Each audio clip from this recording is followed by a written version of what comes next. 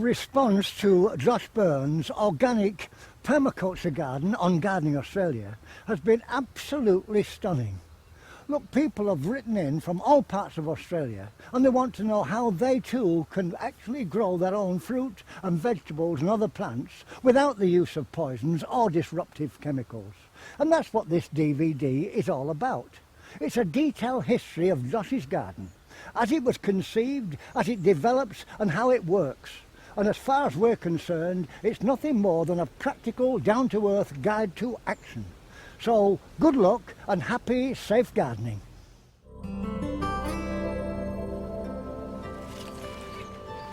Permaculture is a practical approach to the problems facing modern society, based on a philosophy of think global, act local, and is equally as relevant to an inner city courtyard as it is to a broadacre farm.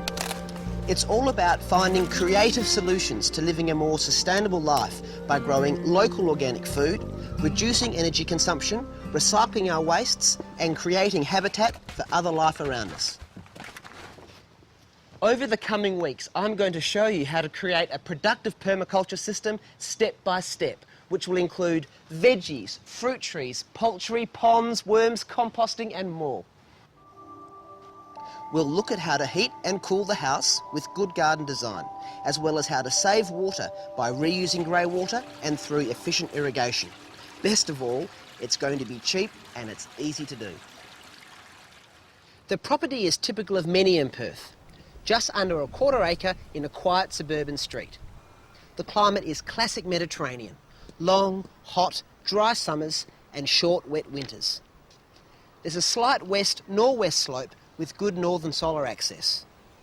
Aside from the rundown original cottage, there's also a workshop and an old shed that I'll convert to a studio.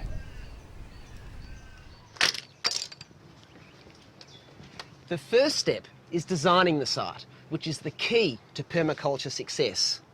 We start by observing and noting the summer and winter sun angles, prevailing winds, the degree of slope on the block, as well as any views that we want to keep or screen out.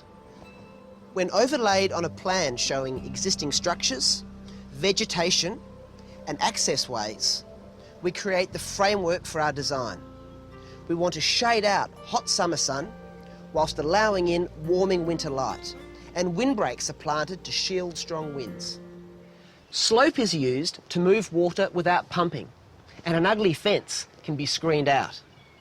Next, we create conceptual zones on our plan and place the various elements in our system according to how often we have to visit them, saving us time and energy. The basic idea is to place the things that are used regularly nearer the house. Things that need less attention can be placed further away. On a suburban block, I use 3 zones. Zone 1 will include herbs, veggies, and the outdoor living areas. In Zone 2, I'll put poultry, worm farm, pond, and workshop. In Zone 3, we'll find fruit trees, extended poultry runs, composting bays, firewood, and material storage. Now we consider the permaculture principles of relative location and multiple function to create an efficient and integrated system. Relative location involves grouping elements together to form beneficial relationships, where the needs of one are met by the outputs of another. A classic example is chickens ranging under fruit trees to feed on fallen fruit, weeding and fertilising as they go. Also, every element should perform a number of functions. For example, a poultry pen fence for containing chooks can also act as a trellis for espalier trees, which then screens out an unsightly view. As environmentally conscious gardeners, how we go about preparing and building a permaculture system is just as important as how we maintain it. When it comes to making a start on site work, there's normally a heap of cleaning up to do, particularly on an old block like this. So to help me get through it, I organise regular busy bees with friends and neighbours. It's a great way for skill sharing and for building local communities. It really does help get through the work much quicker. Today, we're under pruning these gum trees, which will allow more light through to a future understory of productive trees and shrubs. Getting in a chipper means that the prunings can be instantly converted to mulch. Anything too large for the chipper can be cut and stacked for firewood. This is how the property looked last winter. Since then, we have removed unwanted plants, lopped trees and slashed weeds, but nothing has left the site. Everything is turned into compost or mulch to build the soil. Likewise, we have pulled apart old fences, pathways and retaining walls and have kept all the materials for future use, minimising waste and saving money. There are no absolutes in permaculture, and every garden is different. But the more time you spend observing, planning and designing, the more likely you are to have success. Permaculture gardens are always evolving as we come up with new ideas and discover new relationships in the garden.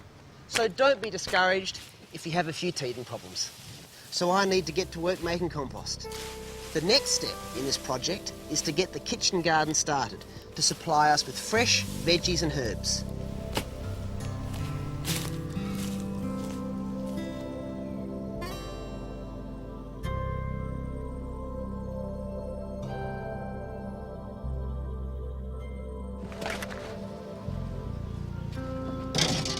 The block's been cleaned up, I've done my design, and now it's time to get on with the business of growing food. Today, my friends and I are going to set up the veggie garden, and we'll show you how to do it from scratch. The veggie garden's going in the front yard because it gets good sun all year round. It will consist of a main cropping area of 24 square metres, divided into 4 separate 5 square metre vegetable beds for the purpose of crop rotation, with half a metre access paths between each bed.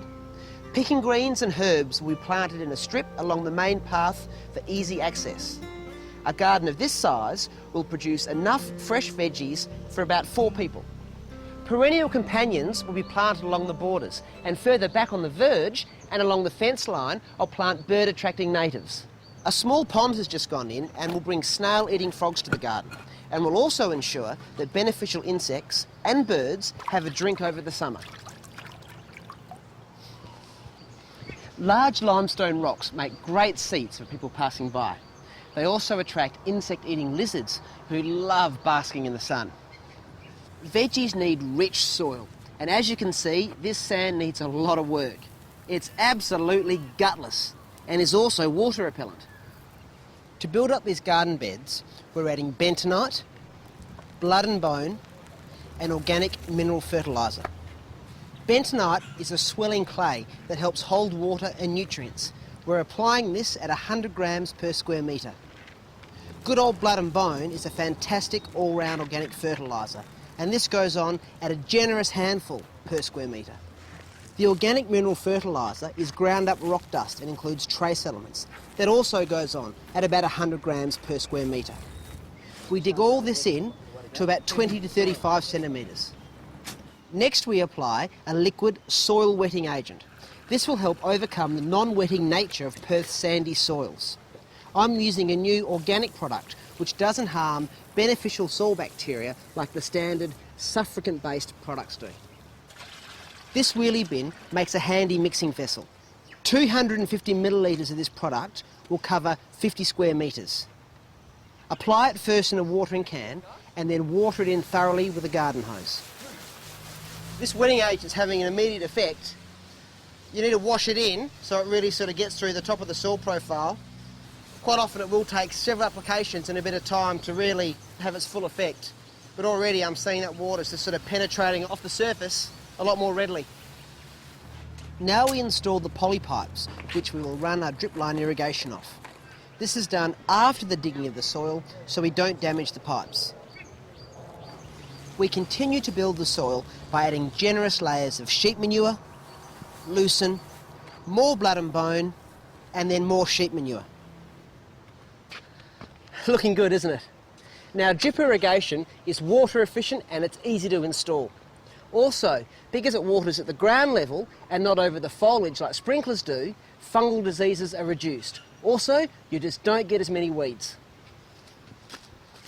You can get advice from your local irrigation retailer on how to size your drip irrigation system and what components you'll need. On sandy soil, drip lines should be spaced at 30 centimetres apart. I like to use a ruler and chalk to make sure the drip lines are installed evenly. Mark the supply line and then punch in the drip line connectors. When using drip line in veggie gardens, I like to cap the end of each line separately, rather than plugging them into a collector line, as is normally done on a grid layout. This makes it easy to move the drip line out of the way when you want to dig up spuds or add compost.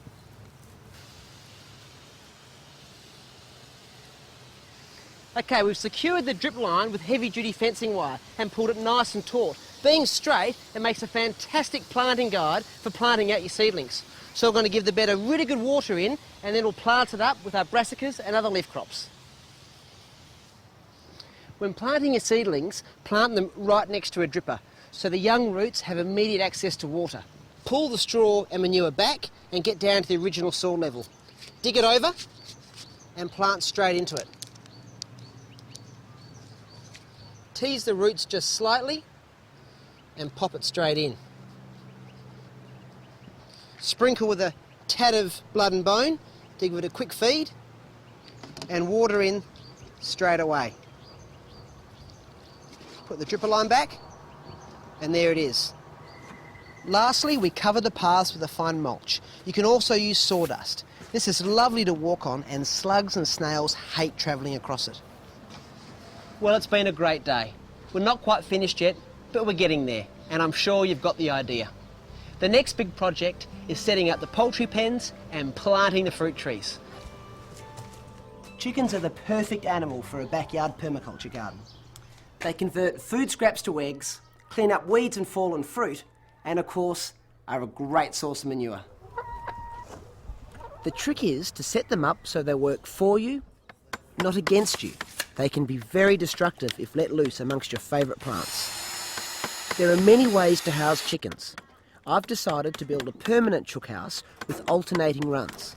In order to comply with local council bylaws, the entire closure sits 1 metre off the adjoining properties, and the main hen house has a concrete floor.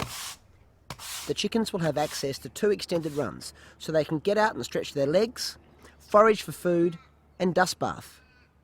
The eastern run will be planted with fruit trees, in particular fleshy fruits prone to fruit fly, which the chickens will help control by cleaning up the fallen fruit and maggots. The southern run, which is shaded for most of the year, will double up as my composting and firewood storage area. The chooks will also feed on insects that breed up around the compost and the stacked wood. Each run is divided into 2 bays so that the different sections can be rested from the relentless scratching of the chickens, and fodder crops in the form of annual grasses and legumes can be sown to provide fresh greens. The 1 metre gap between the chicken enclosure fence and the boundary fence will serve as a corridor so the chooks can easily be moved between each area. 2 metre high fences with sunken barriers all the way around will keep the chickens in and the dogs out. The posts have been made using salvaged jarrah, which is naturally termite resistant, and they have been braced in a way that gives strength without the need to use concrete footings, saving money and materials. Chooks need protection from the sun and rain. This eave will provide some instant shelter. I'm also going to plant this fig tree. Being deciduous, it'll provide wonderful summer shade. When it loses its leaves in winter, the warming light will come in. A young tree like this will need to be protected to prevent the chooks from scratching around the roots and from defoliating the lower branches. Tyres make useful root guards. It's important to cut out the underside of the tyre so the roots don't get trapped. A chicken wire barrier will keep the foliage safe. Once the tree is established, the wire can be removed. In the remaining tyres, we're putting in plants that provide other benefits to the chickens. Wormwood repels lice and expels intestinal worms when ingested, as does rue. Tansy is known to repel fleas. As they grow, they will poke through the wire mesh, and the chooks can brush past and peck at the leaves without destroying them. The concrete floor in the main hen house